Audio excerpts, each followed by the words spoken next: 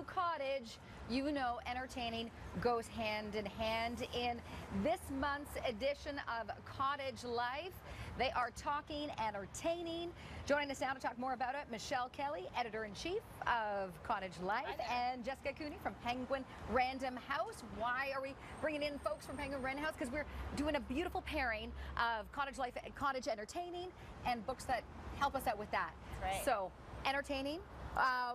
Very different from entertaining in the city. Yeah, for sure. When you entertain the city, people come over for dinner for a couple of hours. When you're entertaining at the cottage, you have them They the don't whole go away. weekend. They do not leave. They're sleeping with you there. So, so there's lots of things in our current issue that we're providing solutions and tips for ways to handle that, especially if you've never entertained big groups before.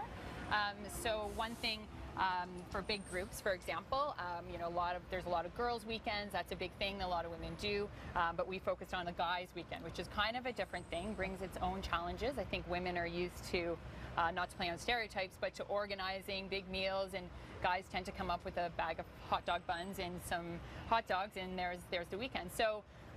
A few tips we have for a big group like that is to plan ahead of time everything that you're going to be eating and assign meals to, you know, you guys do dinner, you guys do lunch, and make them cook it, make them serve it, make them clean it up. Of course. And then they're done for the weekend.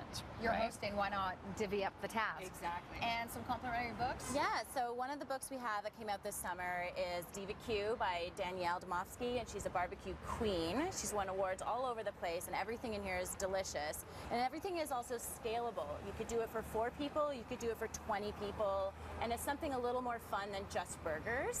The great rib ideas, great chicken ideas, and even breakfast and desserts. So, all right, if they're bringing up kids and teens, what do you suggest? Yeah, so kids obviously at the cottage, it's paradise for kids, but there are some safety concerns that again don't exist in the city, and one of them is boats and water. That's, you know, a huge thing for parents to be aware of. So it's really important that all kids have a properly fitted life jacket if they're going to be in the boat. So that's something that if you are entertaining kids, think about having them on hand if they're going to be coming back weekend after weekend. More on the current edition of Cottage Life. Thank you, ladies. Thank you.